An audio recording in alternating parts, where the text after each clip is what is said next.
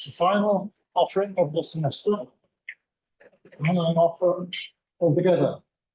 Now, it's really sad but very apt.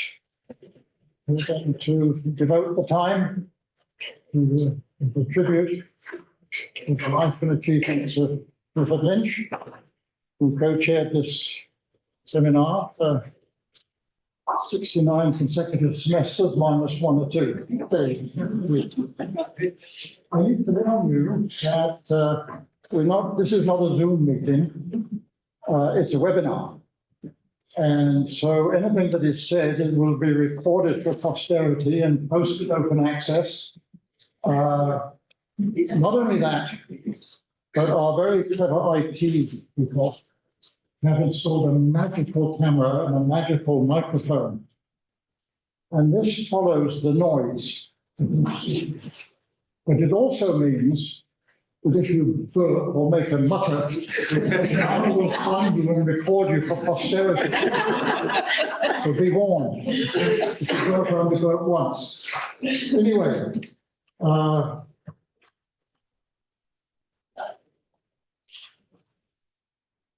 we are blessed that a number of people have agreed to talk about different aspects of Clifford's life and achievement. We have a very ambitious program. Whether we can keep the schedule or not, I don't know, but I hope. Just to set the framework a little bit, I can say that Clifford's professional life really falls into 3 rather distinct parts. It was 18 years that he was director or some such title in the Division of Library Automation, in the Office of the President of the University of California. So that's the Division of Library Automation period.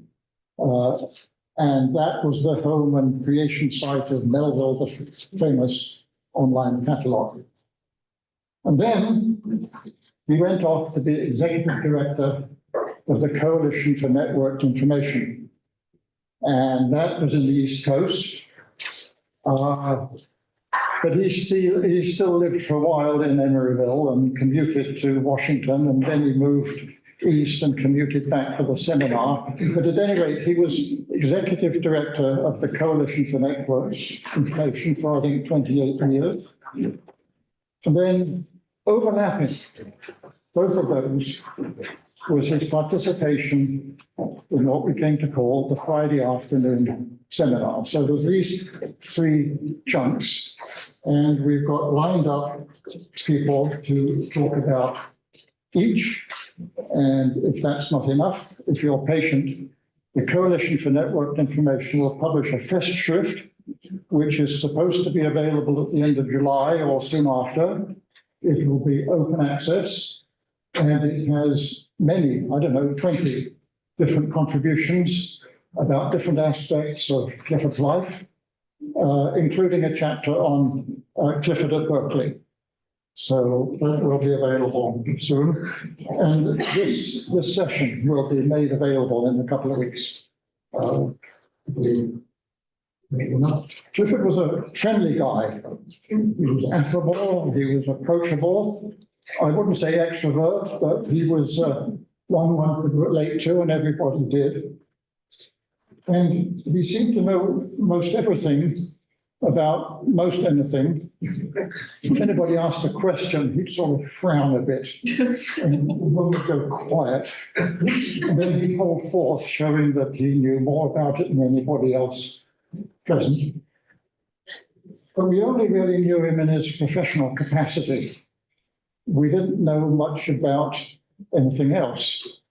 I worked with him for 40 years and I didn't know how old he was or when he was born. A year ago, I decided to find out, and I really had to dig to find out. He was born in 1954. He'd come to the seminar, and then afterwards he'd go off and get a red eye back east, lugging a bag of books and technical reports to read. The question is, did this guy ever have time to sleep? Did he have time for a life outside of his professional work. I mean, he didn't look like a sports jock. And he didn't dress like somebody who was a cute follower of fashion. We didn't know. We had to presume he had a childhood. But fortunately, we have the perfect person to answer that, because Cecilia is not only a long time, one of the original members,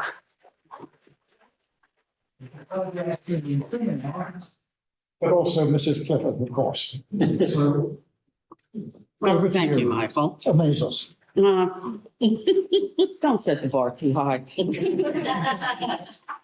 Okay. Kathy? I told you I tribute to Friday afternoon seminar. All right. Douglas C. and Carolyn Krogan, his parents. I figured I'd start at the beginning.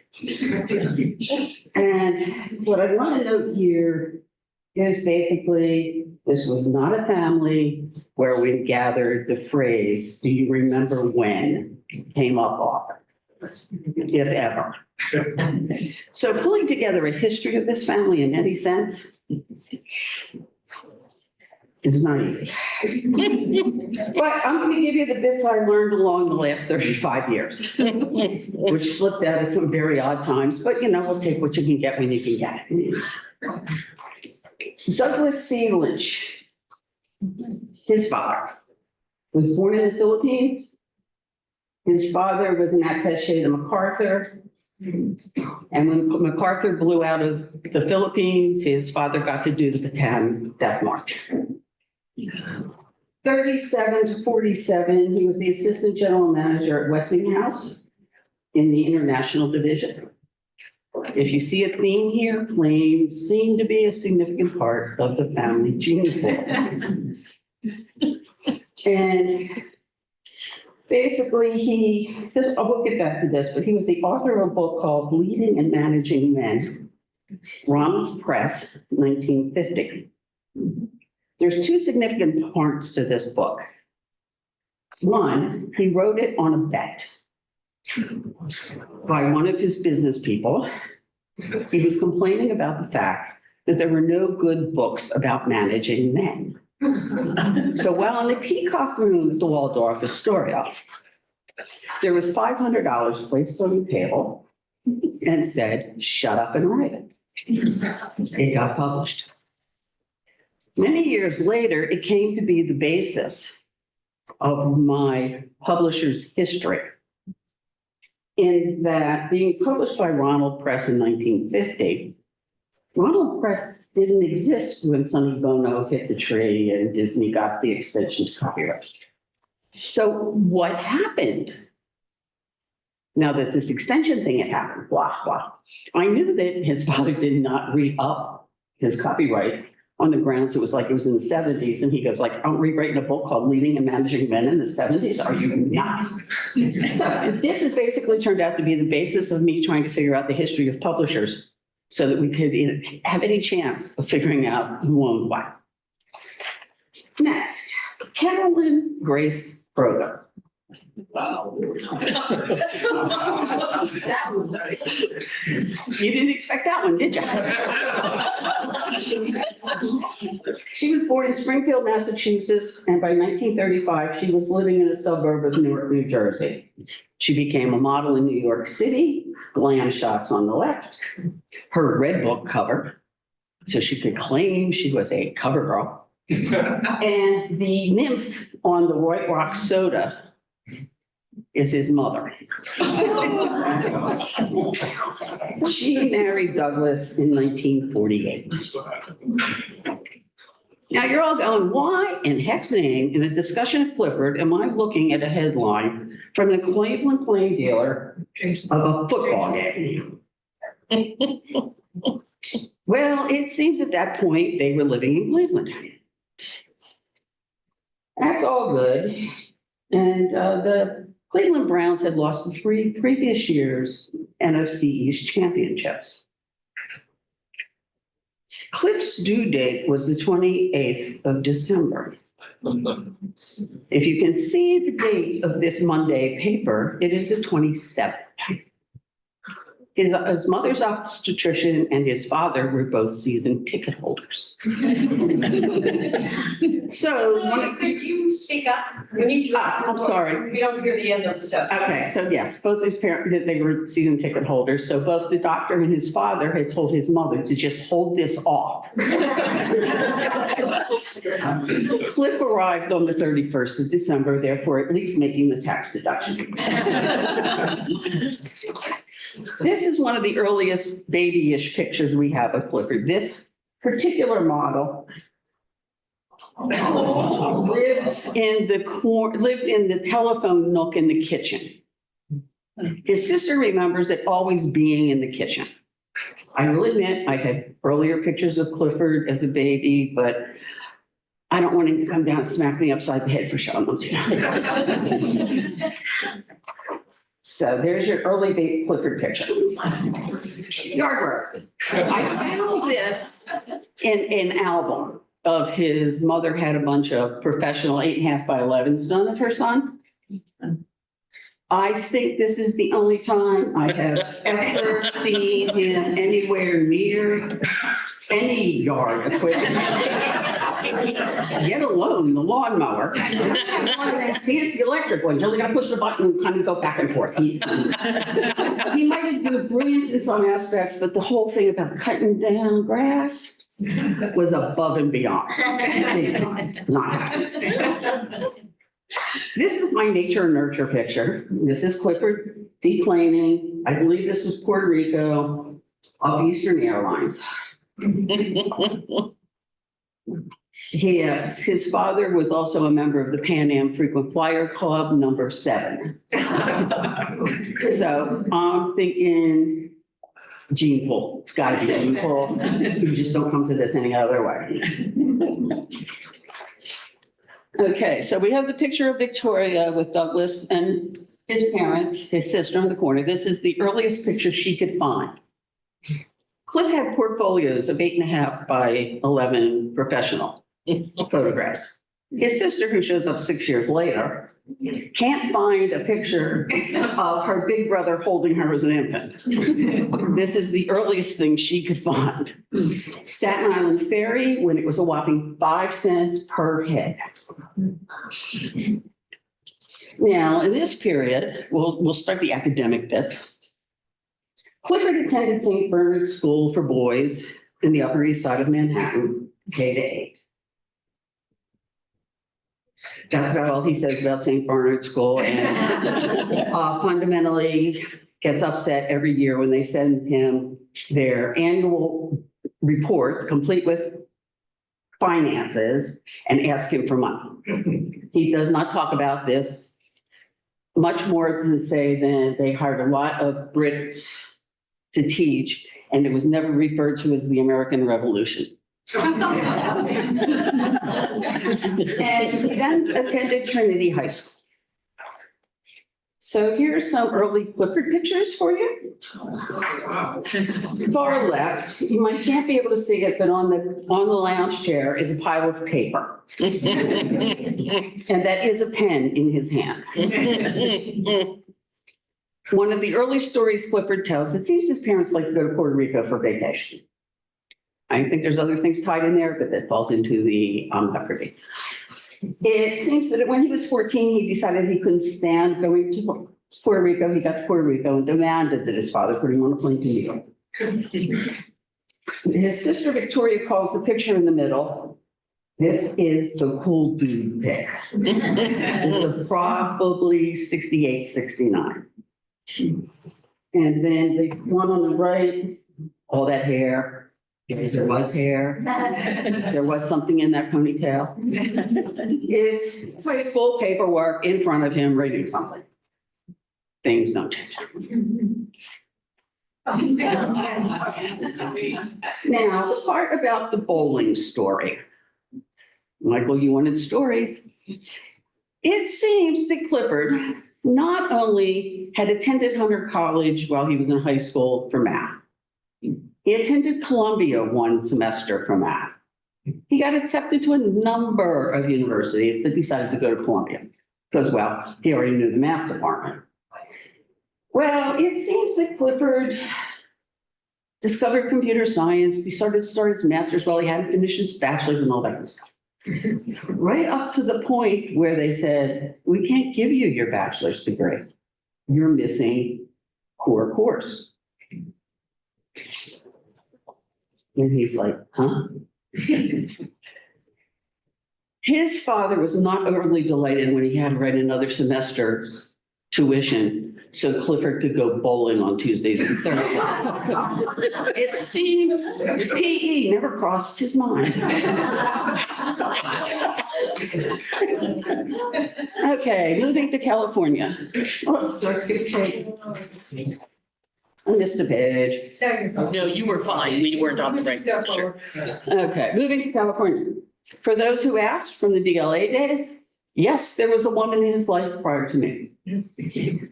He had met Robin while at Columbia. They moved to California together when he got the job at DLA. They got married. They bought a house up on the hill. They got divorced. I think that total thing was 5 years of at least the California days. And here's an early picture I found of Ed Brownrigg and Clifford. I'm assuming that this is early DLA, and many other of you will take care of that particular part of the history. Now, I couldn't figure out pictures for this part, so we just, they're busy.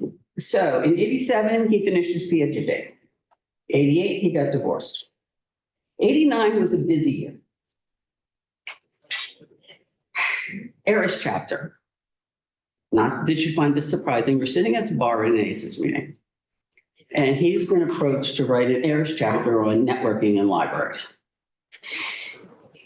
And I asked him some stupid question about some aspect of some part of TCP/IP that I only knew the words to and didn't have any idea what they were. And he decided I had to be his co-author. But I was like, well, at least I know the acronyms, you know, pick up the acronyms. Okay, I'll be your co-author. And Howard, yes, that was the same year that we invented the ACES worst behaved table. It seems that at the Omni Shoreham, we were having a little too much fun and didn't quite get to the banquet real quick. So the last table that was left was in the back by the swinging doors to the kitchen, about 2.5 miles from the stage. And Jerry Sultan had won something afterward. And as far as we could tell back there in Hinterlands, Jerry Sultan was reading his latest book. It's his acceptance speech. We ordered more wine. We had people go out to the bar for the hard alcohol that they weren't serving in the banquet. And Howard and I and Cliff and Beatrice and Joe Bush, Candy Schwartz.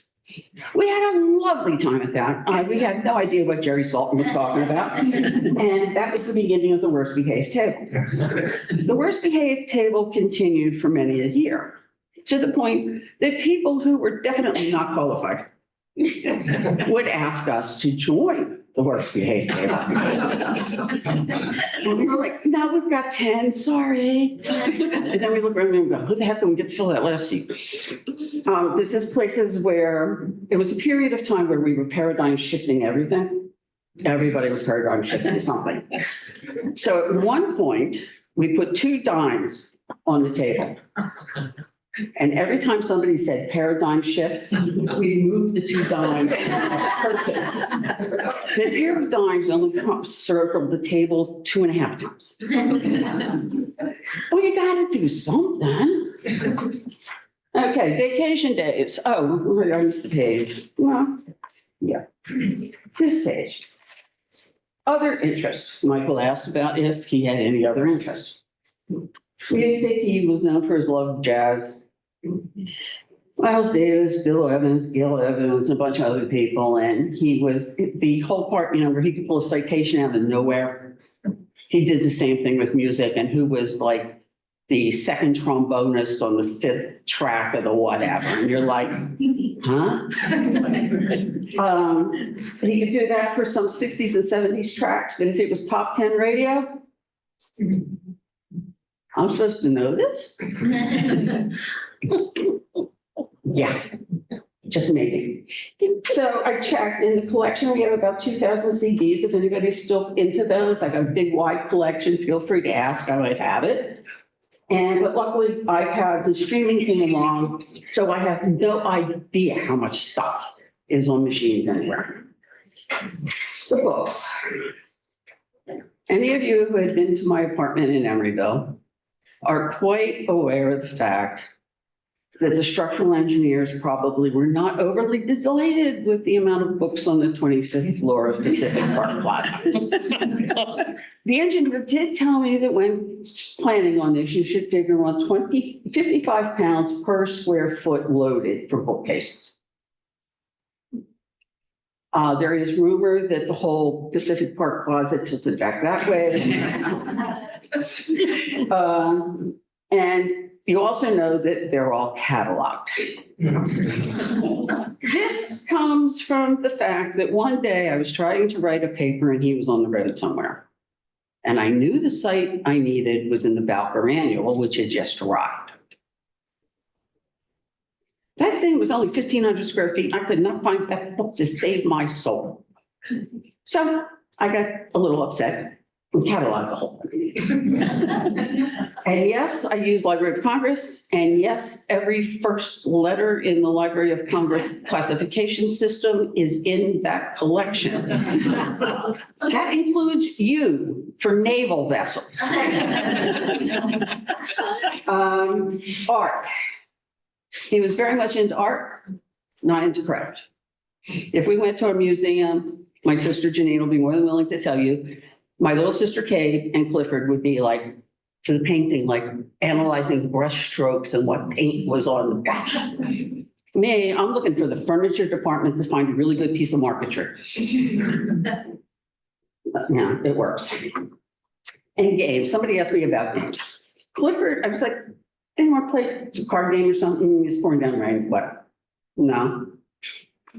Puzzles, crosswords, no. That brain was being taken up by any number of other things. So it came later in life. I was bored and started the jigsaw puzzle. And the next thing I know, a quarter of the thing is done. I doubt the dog did this. And about 2 years ago, I started doing the New York Times the puzzles. And knowing that his vocabulary came from a very different education than mine, when I get hung up on something, I hand him the spelling bee and go, I'm stuck. Find something. Well, this sent him off into, if we didn't get past genius, Queen Bee every day, the day could not end. There was a gaming gene in there, buried really deep. So, vacations, Michael asked about.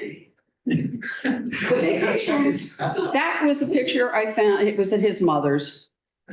And this was before my time. I have no clue, but it was obviously a vacation. This picture is more like vacations with Cliff. Go settle down, get that laptop open, make sure you can connect to the internet. Oh, you want to go do something? Yes. And then there was Hawaii when he started going to the HICS International Computer System and Services Conference the first week in January. And we'd go, and Janine and I would tag along. We'd send him off to whatever they wanted to talk about and with proceedings that were like this thick. And then we had a good time. But basically vacations were pretty much, I have to do my email. I got to take care of this. I got to take care of that. I'm behind on my reading. It was just in a different location. And he didn't fall far from the tree. And yeah, this was just the comparison of the two was just too good to pass up. Yeah. Okay, sure. All right, now we're going to move on to Michael said that he realized that Cliff had come into this dog thing kind of late. No, he didn't come into it like Michael. He just never lived anywhere where he could have one as big as he wanted. When I first moved in with him, there were 2 books on mastiffs. And in the art section, there were multiple volumes on dog paintings. And there's Victorian ones where the mastiff's the big guy in the back and all the little guys are up in the front. Mastiff. So on your left is the day we brought Lady Cymbeline of Garden Lake home. She was a whopping 6 months old, 50 pounds. And that was about 2 years later when she still hadn't quite hit her max of 195.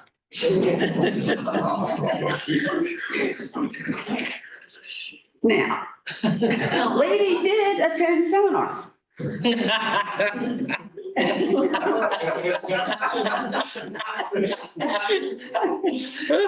After a while, she got past the point of like looking for Cliff in the iPad.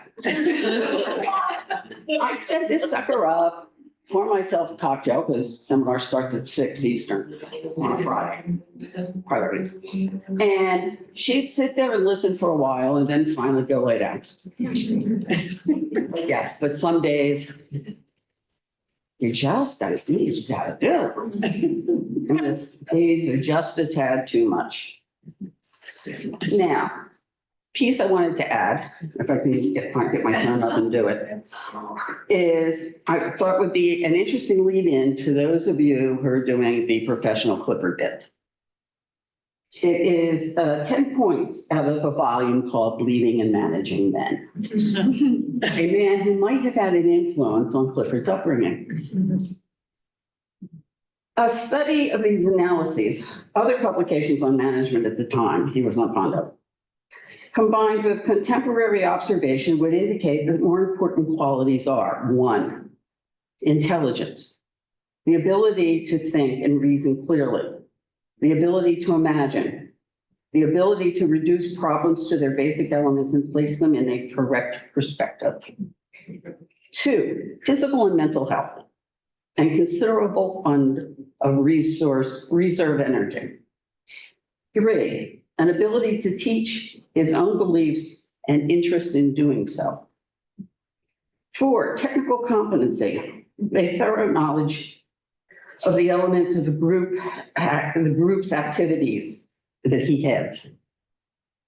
5, integrity, honesty, uprightness, loyalty, unselfishness, and sincerity, and a highly developed sense of responsibility and a well-defined sense of justice and fairness.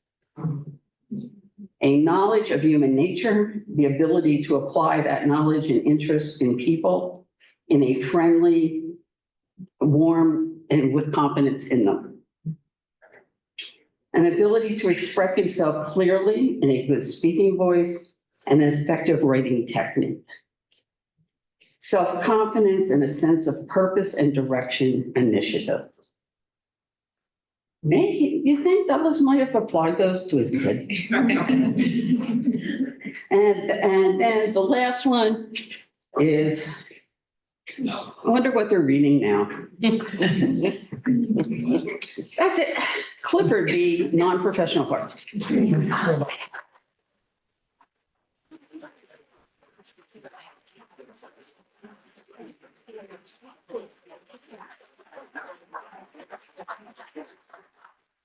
So the next mystery in our hero's life is, how did he come to be interpreted? The answer is that at Columbia, he got a bachelor's degree in mathematics and computer science, summa cum laude, and then he got a master's degree in computer science. As a student, he worked in the New York University Bob's Library as a systems analyst. And as a graduate, he worked at the New York University Central Computing Center with a considerable range of technical tasks and remarkable amount of managerial supervision. There really was quite a lot of experience that he got. But meanwhile, back in California in 1971, the State Department of Finance issued a scathing audit of the university expenditure on libraries. Scathing would be kind.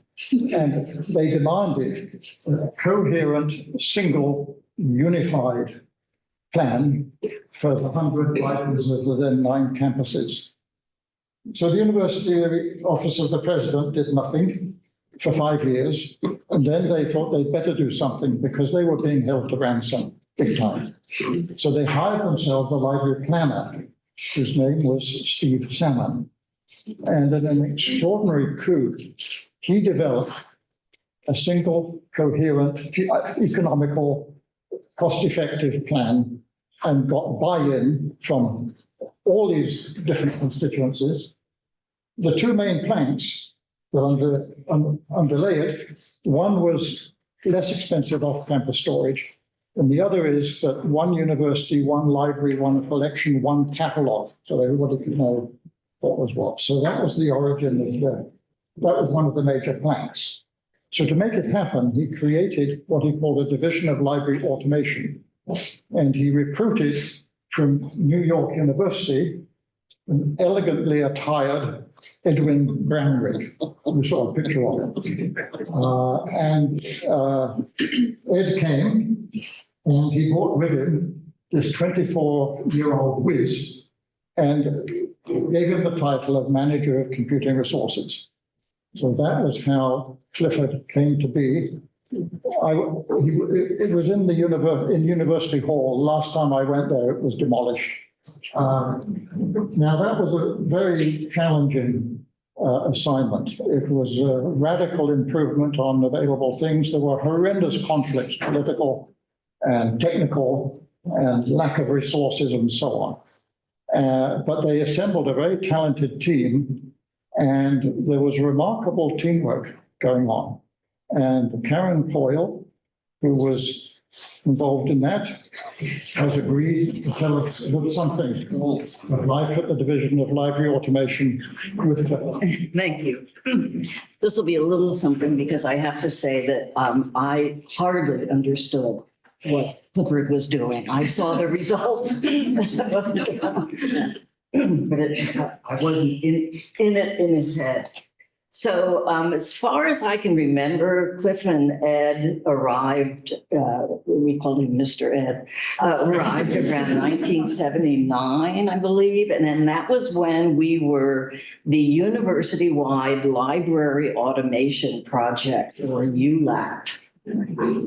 And then, so they were given this task of uniting the library catalogs as part of a way to be more efficient and to make the libraries into this one big distributed library of California.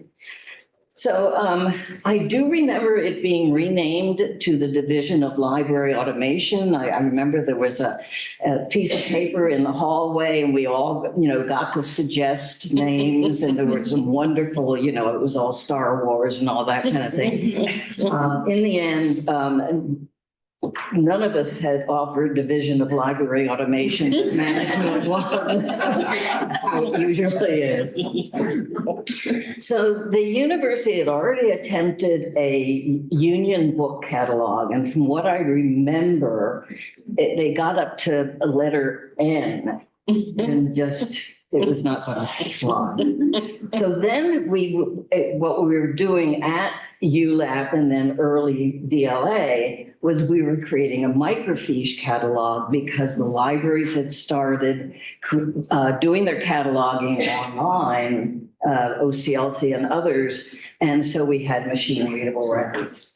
But when Cliff and Ed showed up, it was already decided that the next was going to be a computer catalog.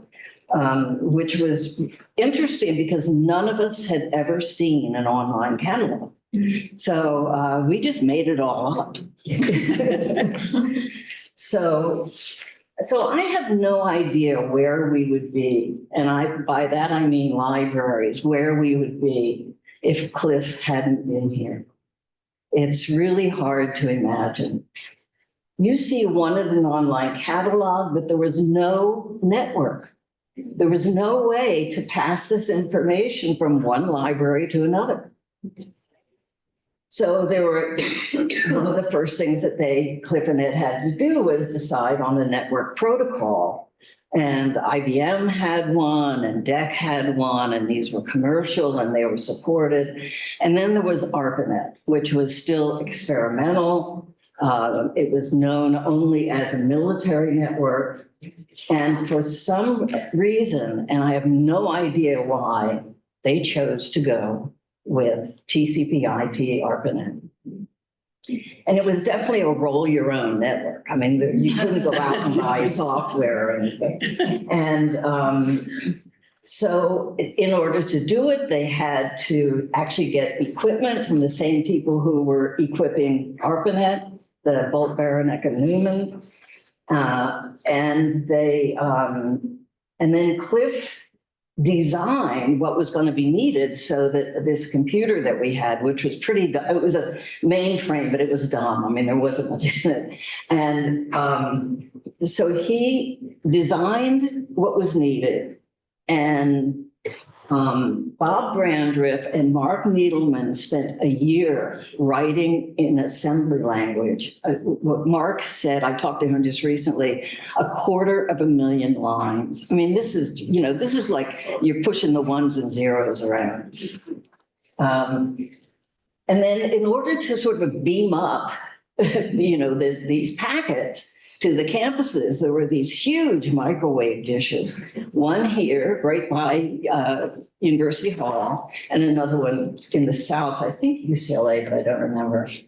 And then once it got to there, then there were all these complicated different kind of networks and lines and things. And there was something about them borrowing from networking from the Highway Patrol when they weren't needing it. I mean, it was just wild.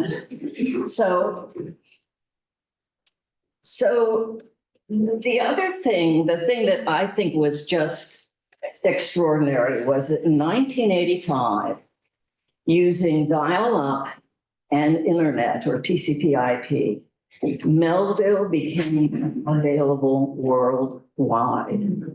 And it actually, you could look at the logs and see, in the middle of the night, people coming in from everywhere, every continent. It was just amazing.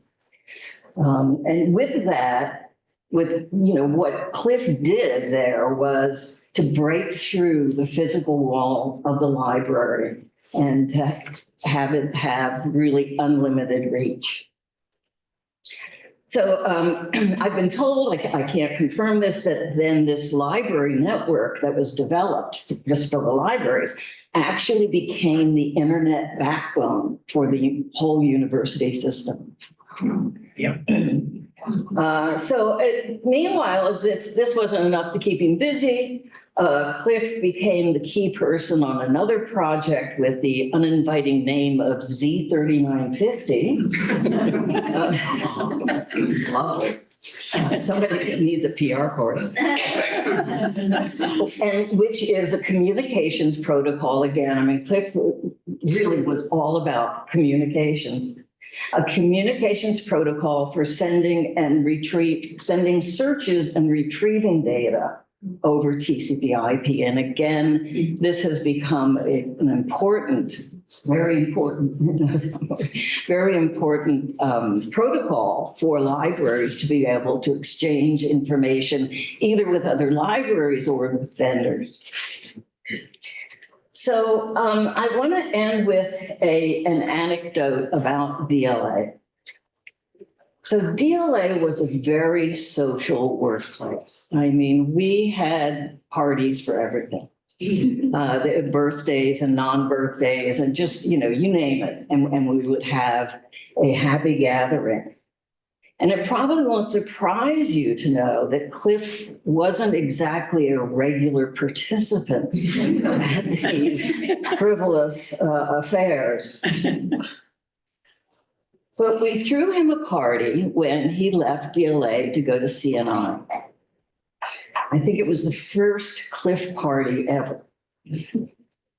Now, you may have noticed in one of the photos there that Cliff always wore black jeans, a blue work shirt, and the shirt had multicolored pens in it. So for his farewell party, everyone in the office dressed as Clifford. So you can imagine a room with 35 Cliffords. And he wasn't expecting this.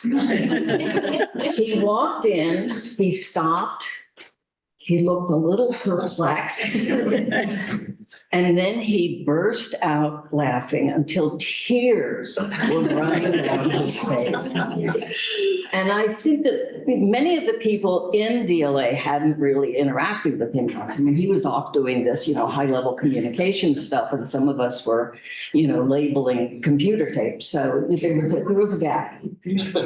But to me, that was the moment when the staff showed their appreciation of Cliff. And I think he heard it loud and clear.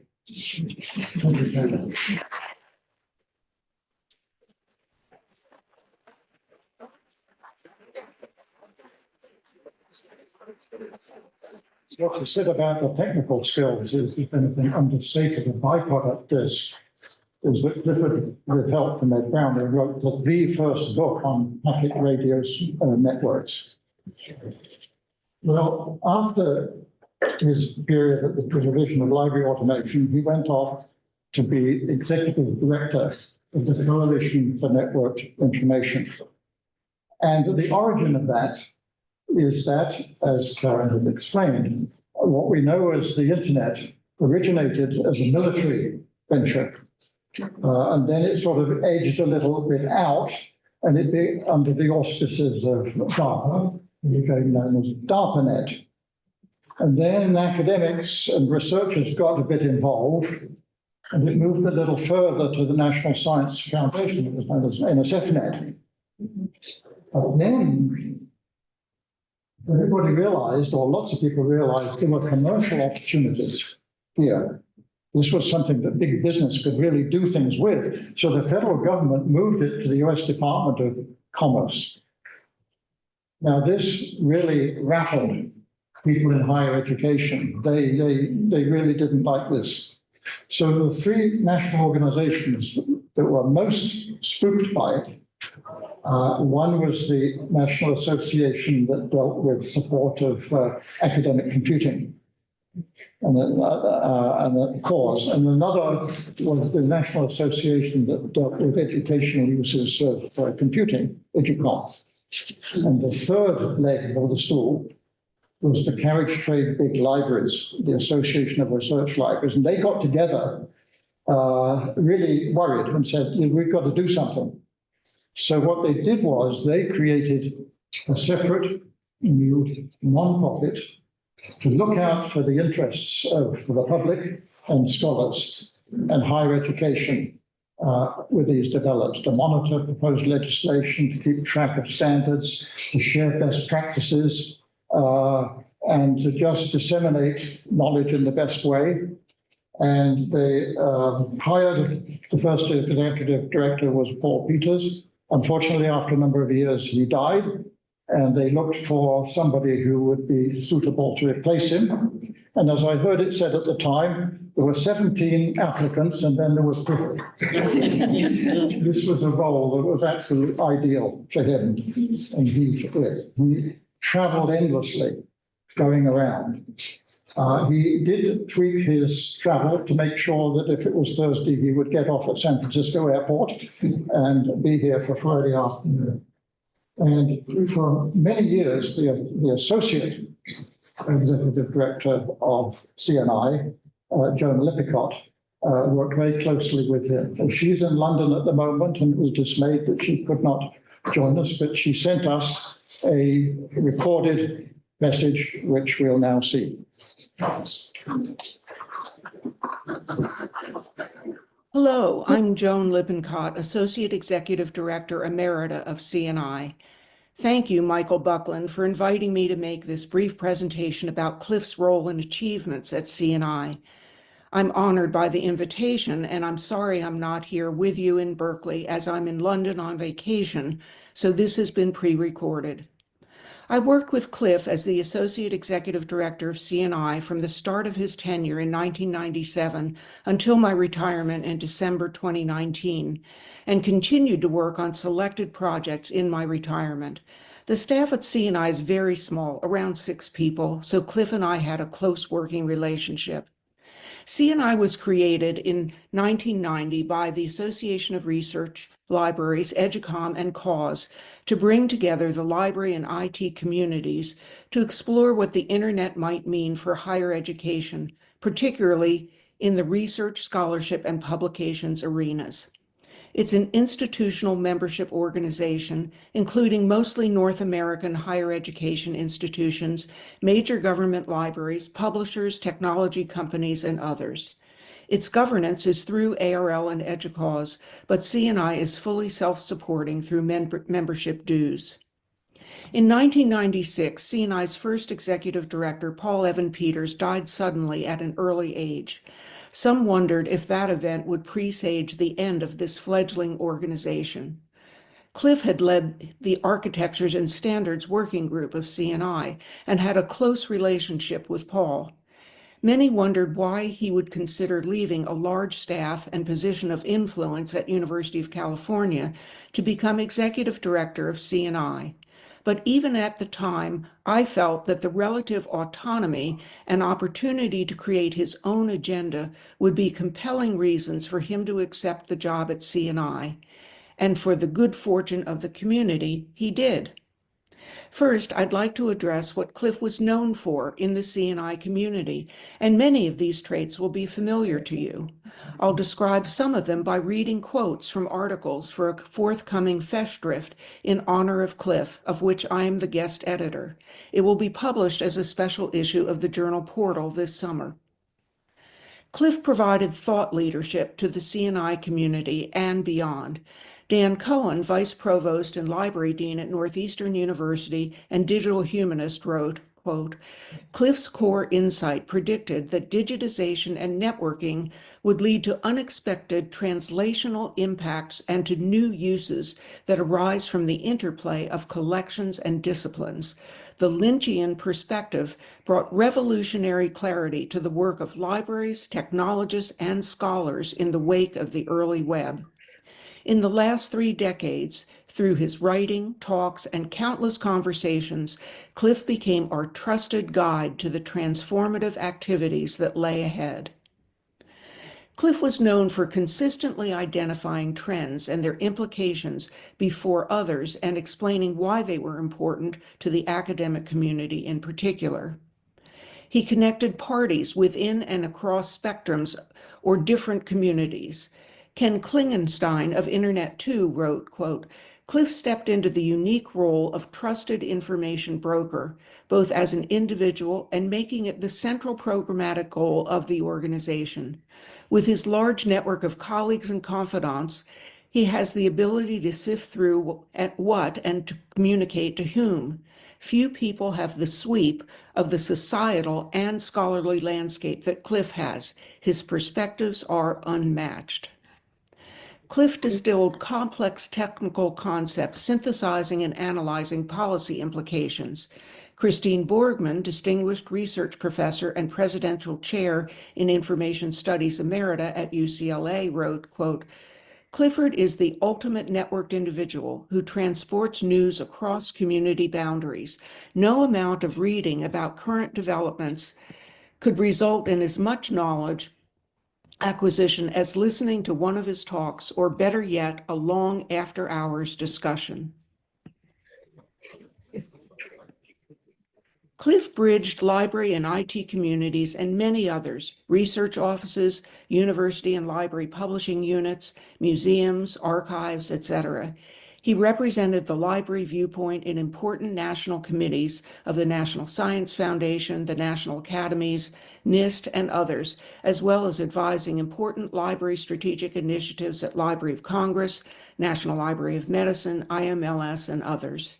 He was a highly respected voice. He was a person who took his assignments very seriously, did his homework, and contributed substantively to reports. The scope and depth of his contributions was remarkable. I wrote in the Festschrift, quote, "While many individuals are recognized for their influence and achievements in one specific area, Cliff's ideas and impact have been felt broadly in such areas as scholarly communication, digital publishing, repositories, data stewardship, intellectual property, information policy, digital preservation, privacy, security, authentication and authorization, interoperability, high-performance computing, and artificial intelligence." I now want to talk about what CNI does as an organization and the impact of Cliff's leadership. In a survey conducted by ARL and EDUCAUSE in late 2024, with a 50% response rate from members, 93% said that the overall value of CNI membership is excellent or good. As a joint program of ARL and EDUCAUSE, Cliff took his responsibilities seriously to engage with those organizations and their programs while not duplicating them at CNI. He was a bridge builder and a cross-sector communicator, providing many articles for ARL and EDUCAUSE publications. He advised ARL scholarly communications and policy staff and committees, providing his broad perspectives, and worked with EDUCAUSE policy committees and related technology groups. Cliff wrote many influential articles on a wide variety of topics, from institutional repositories to reader privacy to stewardship in the age of algorithms. These provide guideposts to the CNI community and a global readership. CNI membership meetings held twice a year were the signature events of the organization.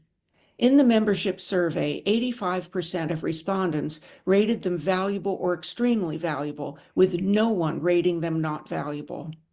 CNI's fall opening plenary session, where Cliff identified a few key emerging technology and policy issues, were considered particularly valuable to the community. Breakout sessions, referred to as project briefings, were unlike those at typical library conferences. At CNI, we sought out promising projects at initial stages, providing opportunities for our partnerships to form, new directions to be identified, and competing strategies to be compared.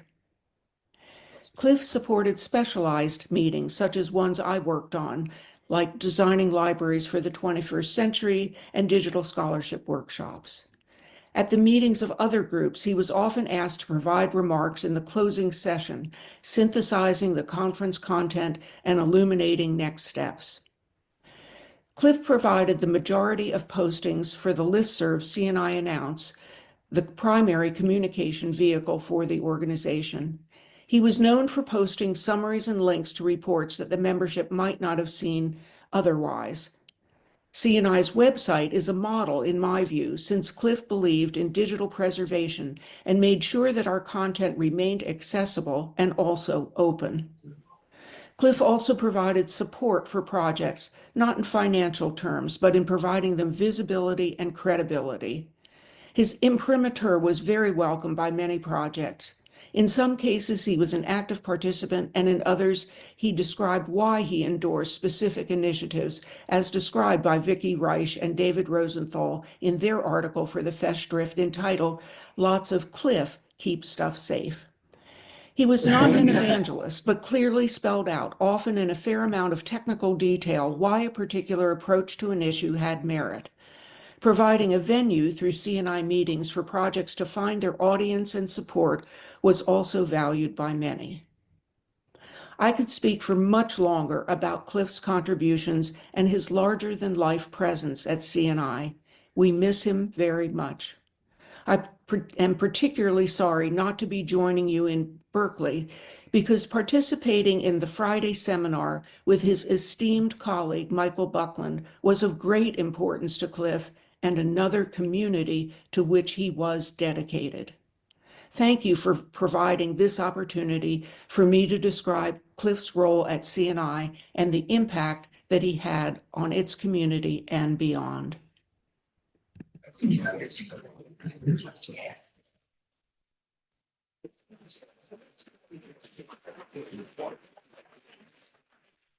I'm glad that Joan stressed the fact that Clifford was engaged across the board in intellectual activities and information technology, museums, research labs, art galleries, any kind of combination of intellectual work and technology. And also, that's an illustration of the breadth that he brought to the Friday afternoon seminar, quite extraordinary. However, the way that most of us knew him was in his relationship to university librarians and to the associate university librarians for digital stuff. And one person who worked with Clifford in both capacities was Eric Mitchell. And Eric Mitchell was associate university librarian for digital initiatives and collaborative services here in Berkeley for 5 years. And now he's the university librarian at the UC San Diego, and he's agreed to beam in his thoughts to us. Welcome, Eric. Thank you for coming. Hey, thank you so much, Michael.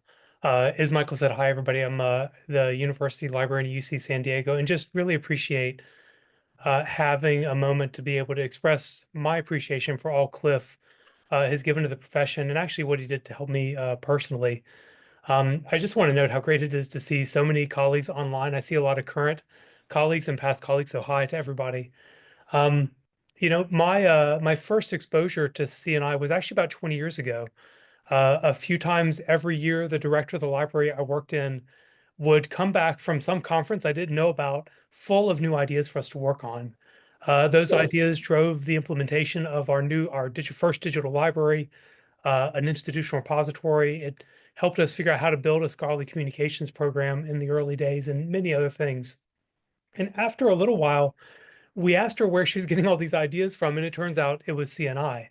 And as soon as I knew that, CNI became my must-attend conference, and it has really remained that throughout my different jobs and roles over the last 20 years.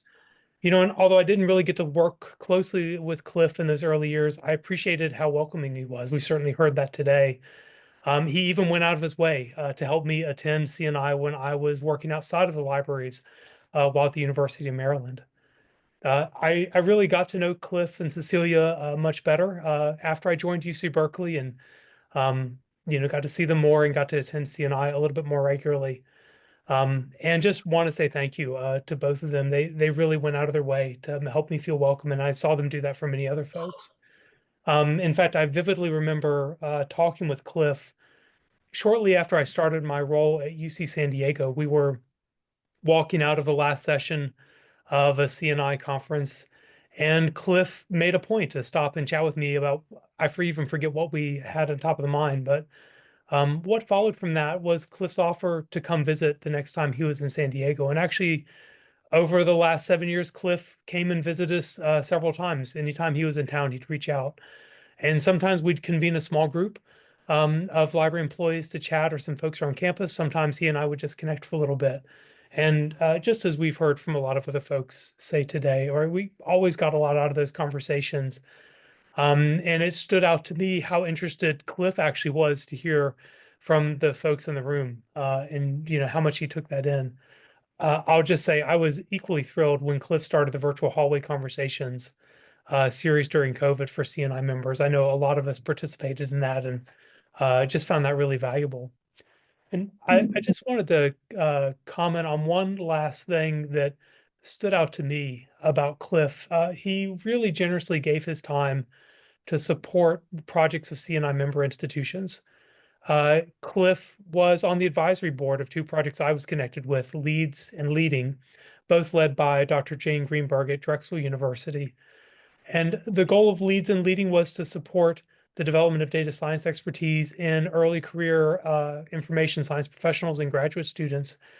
And over that 7 years, Cliff served on the advisory board and took those extra steps. He helped us bring fellows to the CNI meeting and gave us a venue to share about our work. And that was so impactful. It was, you know, I found attending CNI to be just a transformative part of my career. And it was really inspiring to see fellows having that same experience as they started their career.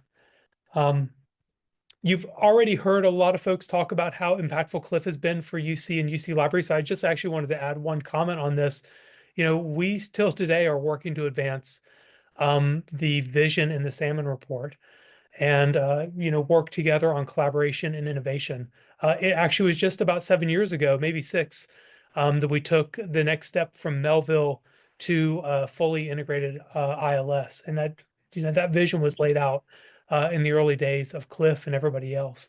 And UC Libraries continue to lead the nation in our work on open access and other areas. So let me just conclude by saying thank you, of course, to everybody who has contributed to UC over the many years, but especially to Cliff for all he did for UC, for the profession, and for me personally. Thank you. So Michael, I'll hand it back to you.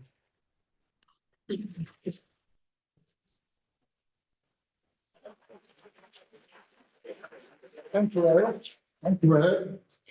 One person who is exceptionally well qualified to comment on Clifford is a man called Tom Leonard.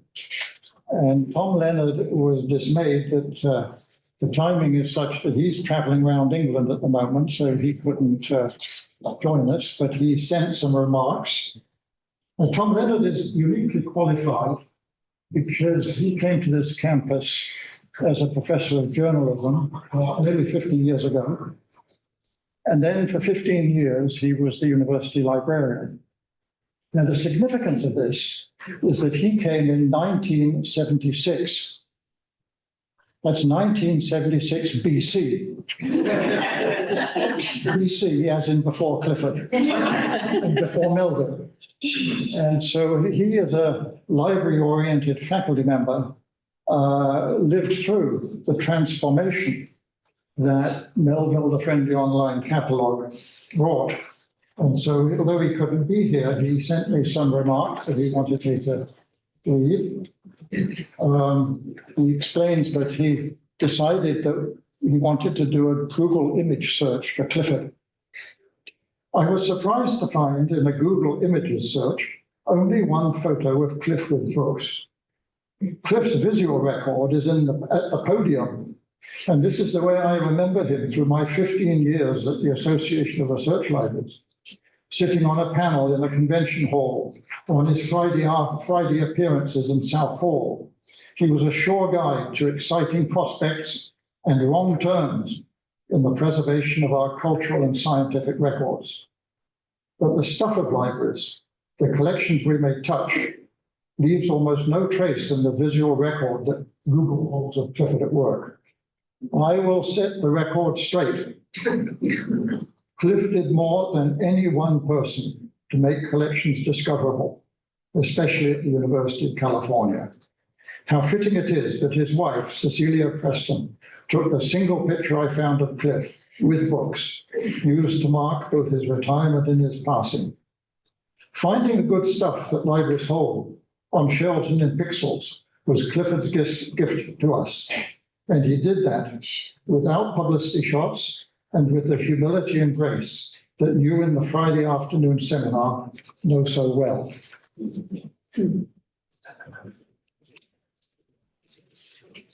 Now, there's a lot of talk of Clifford and technical stuff, but Clifford was very much a person. And Lynn Grigsby, who's head of the library's IT division, has kindly agreed to tell us a little bit about that. He's not saying that I begged to speak. So I started at the Division of Library Automation in 1981 as receptionist. I was young, knew nothing about libraries, knew nothing about computers, and it was Clifford who opened the door to a future I hadn't imagined. So Friday nights at Spats, Clifford would talk about computers, libraries, networks, and everything DLA was involved in. Everyone was invited, even the receptionists. I eventually became a Melville UI programmer, and 19 years later left DLA and CDL as a programmer at Bliss 4. Thanks to his support for my read classes, I had a chance to learn, grow, and move up. I was the lead developer on MelWeb, the web interface for Melville. Clifford first envisioned it as an ex-Windows application, but in true form, he pivoted us to the World Wide Web. He was ever the visionary, always seeing just a bit farther than the rest of us. One of my first programming tasks for Melville came from Clifford: support multiple languages for the log-off command. It was a small thing, but very Clifford. He wanted the system to be accessible, thoughtful, and a bit ahead of where everyone else was. Of course, there was also the infamous Clifford requests, the ones we quietly added to the list and waited to see if he would ask again. If he did, they moved up. Clifford was constantly coming up with ideas people weren't quite ready for. One of those ideas was smart title. At the time, we thought, uh-oh. Melville had separate options for exact title searching or title searching, which was keyword searching. And Clifford asked us to build a search that would figure out what the user meant without them needing to say. No one liked it then. People complained they didn't understand what Melville was doing, but now that is just how Google works. You don't tell it what kind of search to run, you just expect it to work. So perhaps Clifford saw that coming. When the dot-com boom took off a few years later, I realized the energy, the fun, the feeling of building something new, we had already lived that. In the early days of DLA, as Karen mentioned, we were doing things that hadn't been done before. That was Clifford's influence: visionary, maddening, generous, and unforgettable. Clifford also supported remote work for me long before it was common. This was in the early 1980s, 1983 to be exact, before FEMLA, before flexible work schedules were accepted. I wanted to start a family, but unpaid leave wasn't something I could afford. Back then, working remotely meant using an acoustic coupler modem, which means when the dog barked, the baby cried, characters would appear across the screen. And yet Clifford trusted that I would get the work done. He repeated his support as I became a programmer. The internet came to life, and I had 2 more children and continued to extend my leave by working remotely. Cecilia knows that at CNI, I often say I have 3 children because of Clifford. When my mother died in 1993 and I came back to the office, I was shaky and emotional, as you can imagine from just this. One of my favorite Clifford lines came from then. He said, "Lynn, if you can't cry in my office, where can you cry?" When he retired, I was honored to speak at both of his UC goodbye parties, so he had to go to 2. One at CDL and one at UCOP. At the UCOP event, several colleagues asked me to specifically to mention Clifford's early and generous support of remote work. Clifford will rightly be remembered for his brilliance, his insight into technology, and his willingness to talk to anyone about libraries, about the future, about everything. But to me, he was also the reason I was able to raise 3 children and still grow to the person who now leads library IT and the digital lifecycle program at UC Berkeley. Thank you.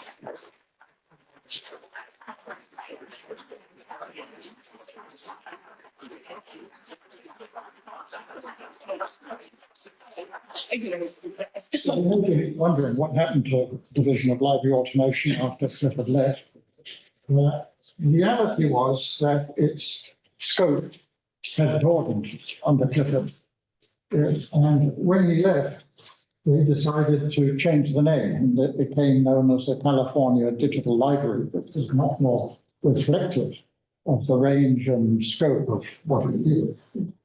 And so I contacted the current director of the California Digital Library. He has other fancy type, vice provost and all this, that, and the other, Gunther Weibel.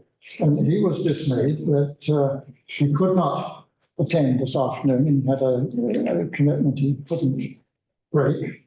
But he said he wanted to, quote, add to the chorus of voices reflecting Cliff's utterly outsized contribution to our profession. So he sent me something for me to read to you. There's time to read it all, but what he said, he particularly appreciated the fact that Clifford maintained an avuncular interest in the California Digital Library. There's a former digital division of library automation under its new name, and he would stop by and check on things, see how things were going. Quote, many a time, Cliff would visit the California Digital Library offices in Oakland on Friday before the seminar for the kind of generous and generative strategic conversation we already miss having with him. And of course, Clifford and Michael frequently invited me, California Digital Library staff, and UC Library colleagues to present at the Friday afternoon seminar. I do not have to tell you that Cliff's contribution to libraries, information technology, and the science behind both domains are formidable. At the same time, what I personally will always remember, even more than his ability to synthesize information and make sense of our professional landscape, is the way he effectively called all of us into ownership of the ongoing noble project of effectively stewarding information for today and generations to come. A personal example.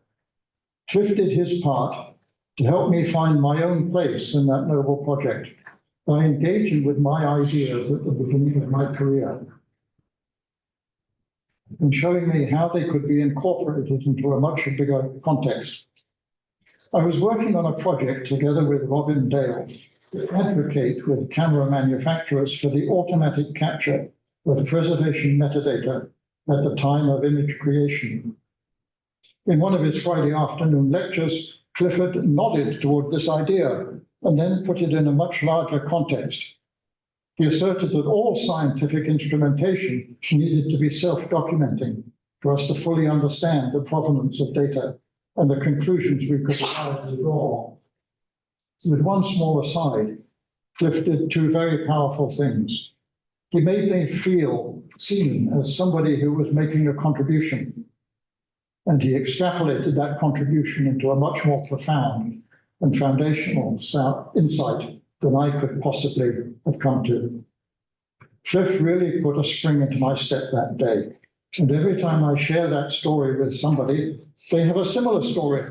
They have to build their confidence and connection to what I have called the Noble Project.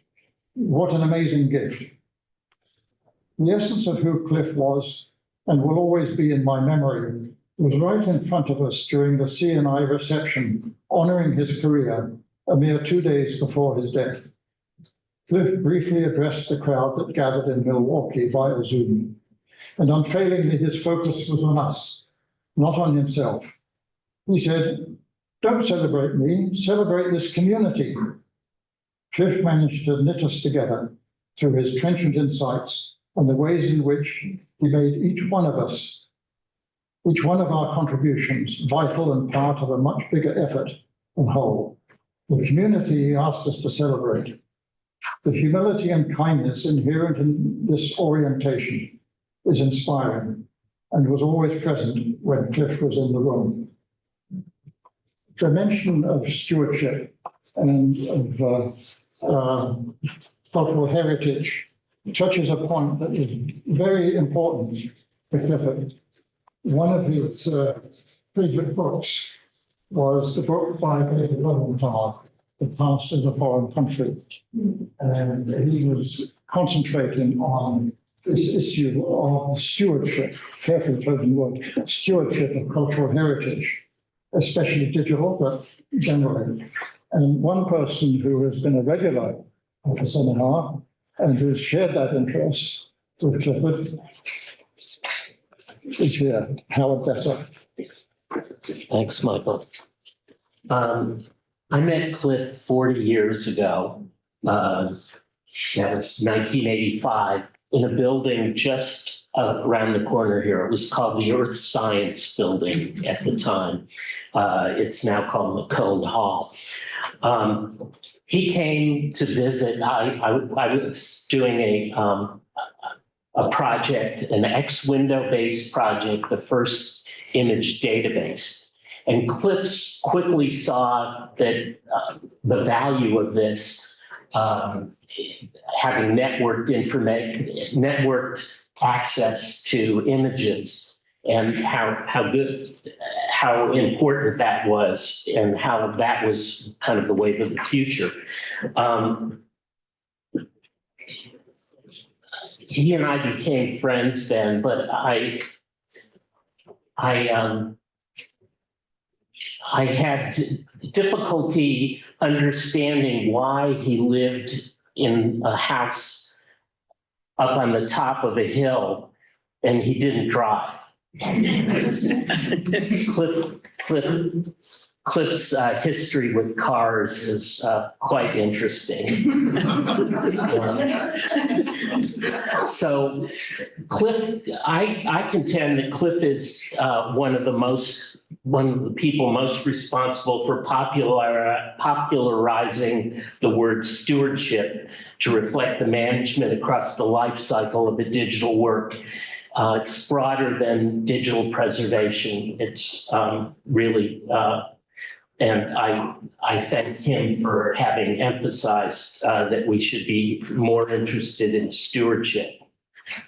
He's teased out important issues and made many projects grapple with these. And through his widespread knowledge of different projects around the world, he's encouraged collaboration. He's a kind of matchmaker that puts together different people who don't necessarily know that each other is working on something that's a similar type of project.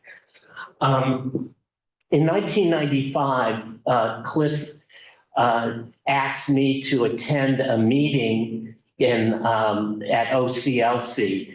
And he was pretty vague about what this thing was supposed to be. But he really wanted me there. It turned out to be the founding of the Dublin Core, which for those of you who don't know, this is a metadata standard for trying to find, for discovery purposes on the web.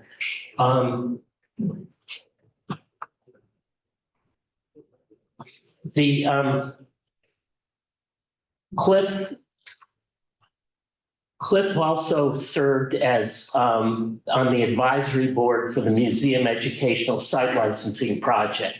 This was a project with 7 museums and 7 universities experimenting with delivering image sets and rich metadata to deployed on the different campuses.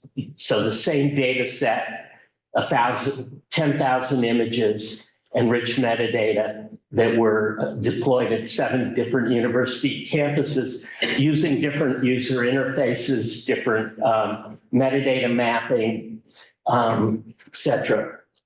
That was a project that was, it was difficult for trying to wrangle 14 different institutions, each having their own ideas of what they're trying to do. But Cliff was very good at getting these people together and navigating between different factions that wanted to do things in different ways. Cliff also was on the advisory board for Personal Digital Archiving. That he saw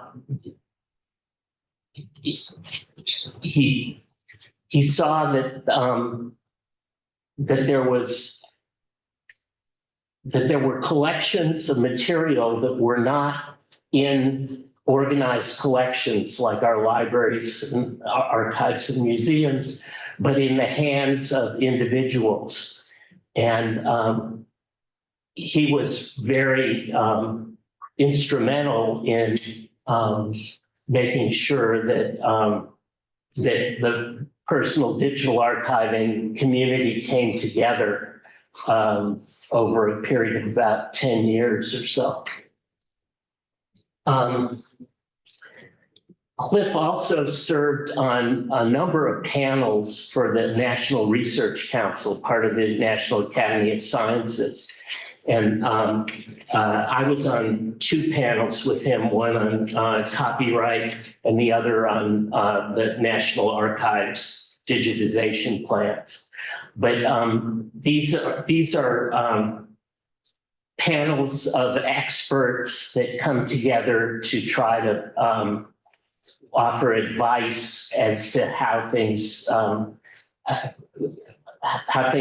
should be done, usually at the juncture of policy and technology. And like Chris, you've been on some panels like that too. So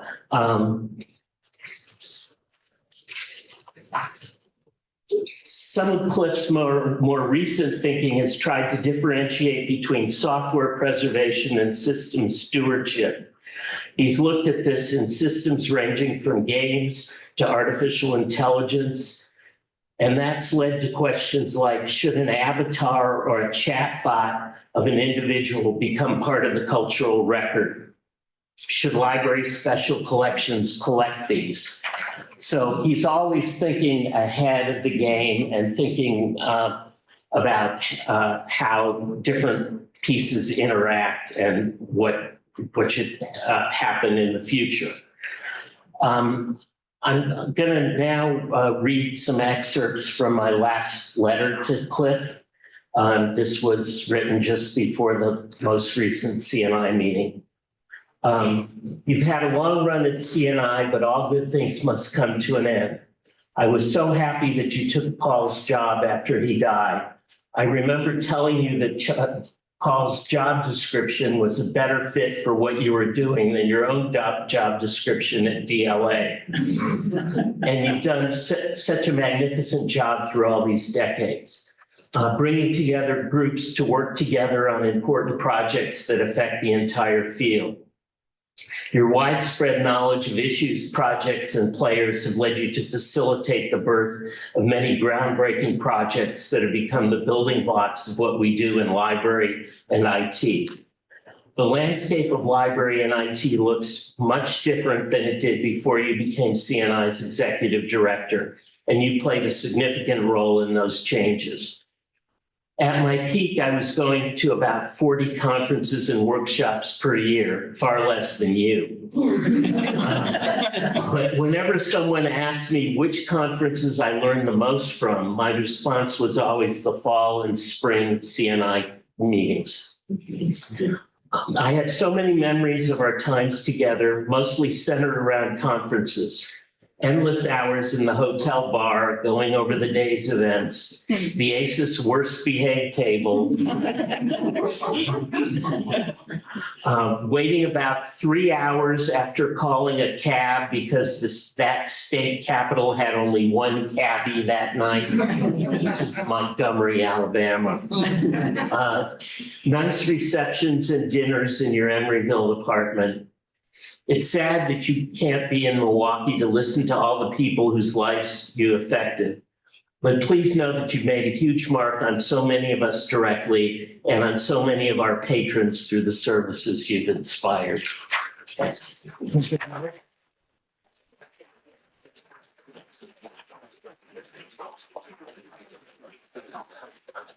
Well, we haven't heard much about the Friday afternoon seminar. Right. You may not know the origin story, and it goes back to the division of library automation. I mentioned before about the critical audit and the Steve Salmon's plan in hiring Ed Brownrigg to run the division of library automation with Clifford as the manager of resources and so on. And I got a ringside seat to all that because Steve Salmon left and I replaced him as, succeeded him as the system-wide coordinator for library plans and policies. And I spent much of my time running interference for Cliff and for Ed because the political and financial and technology conflicts were just appalling. A biography of Melbourne would be a really exciting read. But one of the things that really got to me was the inadequacy of the resources. The computers were not powerful enough. we had to throw people off because it was endless waiting or say come back later. And the disk drives weren't enough to load data. We had to stop loading catalog data at one point. And the computer room itself wasn't big enough. And as part of political conflicts, because computing is supposed to be the administrative side of the house, not the academic side of the house, we were not allowed to expand the computer room. And I could go on about the telecommunications. Anyway, eventually I evacuated that role in the office of the president, and I did what professors like to do. I went on sabbatical. I went to the University of New South Wales, and I offered an evening class for advanced students, a design seminar. And I said, here's what you're going to do. Forget these constraints. Just suppose you had sufficient computing power. Just imagine you had enough storage. Just imagine you had pervasive affordable telecommunications. What would you design? Get on with it. Tell us what you really want to do. And it went rather well. So I came back to Berkeley. In 1987, Clifford finished his doctoral degree with a dissertation on why existing database management systems were totally inadequate for information retrieval. He took a course in computer science on that theme. But he wanted to teach in this school, and this school wanted him to teach. The catch was that even back then, with his travel schedule, this couldn't work. We couldn't be dependent to be at the same place at the same time more than 1 week running. So we got together and we decided that the solution was that if he was in town, he's in charge, all is well, and if he wasn't, I'd cover for him. So we did that, and I reinvented the University of New South Wales reaction to the lack of resources, and we said to the students, never mind the lack of resources. What do you actually want to do and why? And what would it look like? You might have to compromise with reality later on, but not yet. The first session, the title was Building a Bibliographical Robot. Well, what do you want a robot to do? And how might it do it? And so on. Now, it went well, I think. At the end of the semester, the students said, well, we don't have to stop, do we? So we continued into the summer. We took a short break and then we continued in the fall. And here we are 34 years later. Now, it did change a bit. It became more of a colloquium series, but we always had students. And it was on Friday afternoons because that was the time Clifford could get away from the office of the president. This is not the most popular time amongst students and faculty, but it turned out to be really good for people employed out in the field. You know, people like Lynn, when working at Berkeley, they could get off. So we built up quite a wide participation from as much off campus as on campus. And this generated a good deal of goodwill. And we're very grateful for the people who came to talk. So it seemed only apt that we should finish this session of the last session of the 69 semesters with an actual student from the seminar. Sarah Barrington has kindly agreed to give a student's eye view of Clifford. Thank you. It really is an honour to be speaking to you all today. I do want to just start by saying I am British. I think we know Clifford was clearly very versed in working with us Brits from his wonderful working relationship with you, Michael, and everything we heard about his schooling. I also didn't hear a lot about the American Revolution when I was at school. Now, as you know, the School of Information where we are today is truly a wonderful and really special place. I myself have lived through several chapters of my life here, from arriving from the UK as an immigrant 4 years ago to starting a master's degree, which became a PhD, to now hopefully graduating and getting out into the real world. And while so much has happened for me here in just 4 years, I can only imagine how much happened for Clifford after he first stepped foot onto Berkeley campus all those years ago. The Friday seminar has been a core part of my journey here. It's where Clifford and my paths first crossed.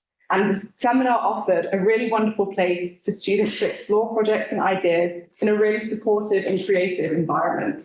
It was a space where we could carve out time and intellectual freedom to apply the theory we were learning about in the classroom to real-world problems. Among my peers, the seminar gained a reputation for being this safe space to experiment with new ideas and a really welcome escape from the high-pressure demands of graduate school. I enjoyed the seminar so much that I took it multiple times during my studies. In my first year, we saw a record enrollment, if you remember, Michael. 7. Yes, 7 students in 2 hours. It's quite a lot to get through. So every week, students were tasked with embarking on their project, providing updates, and we would be asked to come back every few weeks and present what we've been working on. With this unusually large cohort came a very unusually sort of diverse range of interests, and we had some really interesting projects. These spanned a breadth of catchy and lightweight things such as monitoring war destruction from outer space using machine learning and geospatial data, to exploring the technical vulnerabilities of blockchain-based non-fungible tokens. While many of us may hear these phrases and, let's be honest, completely glaze over, the opposite was true for Clifford. Never daunted by a complex technical concept or an intellectual challenge, he threw himself genuinely into every single topic, not only keeping pace with every single student presenting up there, but always offering insightful questions and really thoughtful feedback. We watched as Clifford kept up with everything from generative AI to mainframe cybersecurity. On weeks when the students didn't present, Clifford prepared really insightful presentations about deep and thought-provoking research ideas, considering a really impressive array of information science topics that we've heard about already today, ranging from things like data management, stewardship, preservation, policy, and everything in between. I was always amazed by his appetite for research and his drive to get to the bottom of every problem. And it's for these reasons that I believe that Clifford embodied what's best about our school: an unwavering curiosity, a commitment to our students, and a celebration of the diversity of our interests. And of course, doing all of this with an attitude that no challenge was too daunting to get stuck into.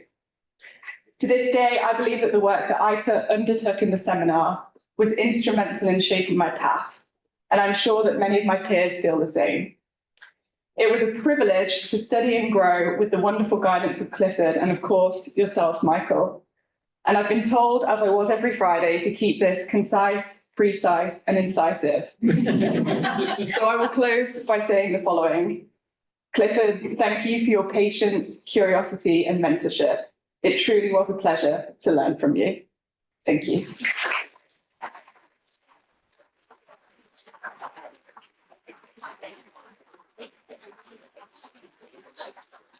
Thank you, Sarah. That was the poem and substance that I wanted to end with. However, I have a little late breaking news. Dean and I were greatly surprised to be approached by the Academic Senate. One of the things that the Academic Senate does and takes very seriously is that it commissions academic memorials, academic campus-oriented obituaries, if you will, for faculty. However, it only does it for regular faculty. We have a caste system, you understand. It only does it for regular faculty. It doesn't do it for the army of lecturers and postdocs and even adjuncts, as Clifford was. But it turned out that the committee on memorials included faculty who were old enough to remember the impact that Melville had had on their academic lives. And they were aware also of the long-running seminar. So they decided to disregard the rules.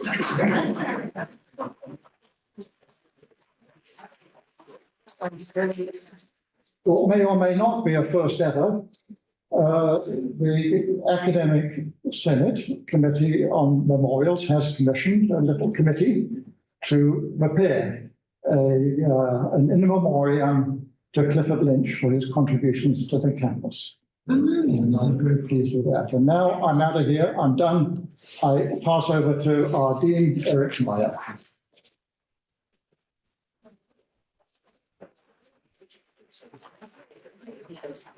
Thank you, Michael. So my name is Eric Meyer. I'm the Dean of the Berkeley School of Information. Welcome to or welcome back to South Hall for many of you, and also welcome to everybody online. We've had a good turnout today and heard a lot of really great stories. So I'm speaking today on behalf of the school and of the university, and to express the debt we owe to Professor Lynch for his exemplary contributions that we've been hearing about today. The intellectual life of the iSchool, to Berkeley, to the University of California, and to the broader field of information. I've been a dean now for 7 years here and elsewhere. And one of the responsibilities that comes with this job is attending memorials, funerals, and remembrances. You might think this would be a burden, but in my experience, it's exactly the opposite, because just like we've been hearing today about our colleague and friend Clifford Lynch, the lives of people who are part of the university community are testaments to how universities can change the world in big and small ways. Events such as we're holding today are a way to remember and acknowledge extraordinary people like Clifford, and also to inspire others to learn from his example. The people we've heard from today have demonstrated how Clifford fulfilled his role in advancing scholarship, knowledge, and practice. His influence has been widespread, and the legacy he leaves is unquestionable. Part of the iSchool's vision statement, if you visit our website, is that the UC Berkeley School of Information is a global bellwether in a world awash in information and data. Bellwethers are those to whom others look for leadership, guidance, foresight, and bravery. I can't think of a better example of a bellwether than Clifford Lynch. One of the things that I want to also mention, in addition to the memorial that is being written for Dr. Lynch, is we had planned to make Dr. Lynch an emeritus faculty member here at the School of Information upon his planned retirement this summer. I'm sorry we didn't have the opportunity to bestow that honor upon him due to his sudden passing, but it's just one indication of the regard with which Dr. Lynch was held here at Berkeley and the School of Information. I do want to thank a number of people for making today happen. First, the indefatigable Michael Buckland.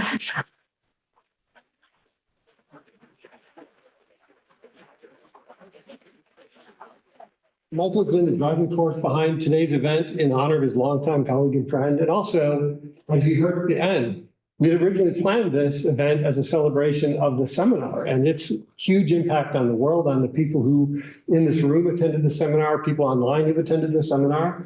And so we don't want to minimize the fact that even though we've been talking about Clifford, in some ways, we've also been talking about their partnership and the ways that Michael and Clifford work together to deliver something that's really, truly extraordinary. 35 years of a seminar. I'm not aware of others that have run that long, so it's probably some sort of record.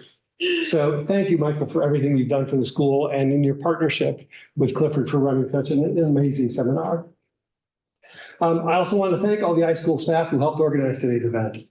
Particular Heather Rapp, who helped with event planning, Gary Morphy-Blum, whose name you see on the bottom of the screen there, who's helped make all the technology work back in the corner of the room. And also he's helped make sure that those who couldn't be here in person were able to experience today's event and pay their respects to a beloved and colleague and friend. I've only been here at Berkeley for a year, although I was part of the University of California system earlier in my career. So I got my master's degree at UC Santa Barbara back in the late 1980s. And I owe a personal debt to Melville. The number of times I consulted Melville for being able to complete my work with my master's degree. And after leaving the University of California, finding ways to access Melville through whatever university I was part of at the time, because it was such a valuable resource. At the time, I wasn't aware of Clifford's role behind it, but I've become aware, obviously, not just through today, but through my getting to meet him and getting to know more about the history of him in the school. So I also want to acknowledge not just the people who've spoken today, but all the people who are here today from near and far, whether online or in the room. We're glad to either welcome you to the iSchool or welcome you back to the iSchool. I wish it was under different circumstances, but I think it's been great to get together to see the impact that one individual's had and how he's affected so many lives. Now, we have left a small amount of time in the program. It's a very short period of time, so I ask anybody who is going to take advantage of this to keep your remarks very brief. But if anybody in here would like to add a sentence or two about your own thoughts in a tribute to Clifford, we'll make the opportunity for that now. Yes. Christine Barker, UCLA, and I've spoken in the seminar many times over the years, and I wrote a piece, as Joan has said, so I've said my piece there. But I think this should be about the seminar as well. And Michael and Clifford, both of whom I've known for roughly 45 years. The collaboration, the synergy, the ability to keep this going is such a rare intellectual contribution. So we deserve many thanks to Michael.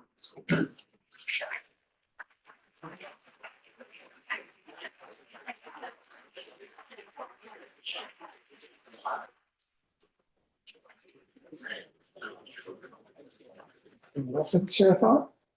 Oh, yes. I'm Alec Derry, who's a member of the non-academic community, who has attended the seminar before we moved to Berkeley once in a while I was up here from Silicon Valley, much more often since we moved here. And I'd always been impressed by the teamwork between the Lynch Buckland Lynch team. But one thing that really stands out, in addition to the usual meat and potatoes sort of seminar, outside technical speaker or in-house speaker, was the role of students and showing their work in progress in an atmosphere that was provoking and friendly at the same time. I hope the school can continue with that. I think it's very valuable. Yes. Food time. Not? Last opportunity, there will be plenty of opportunities for you to talk with each other.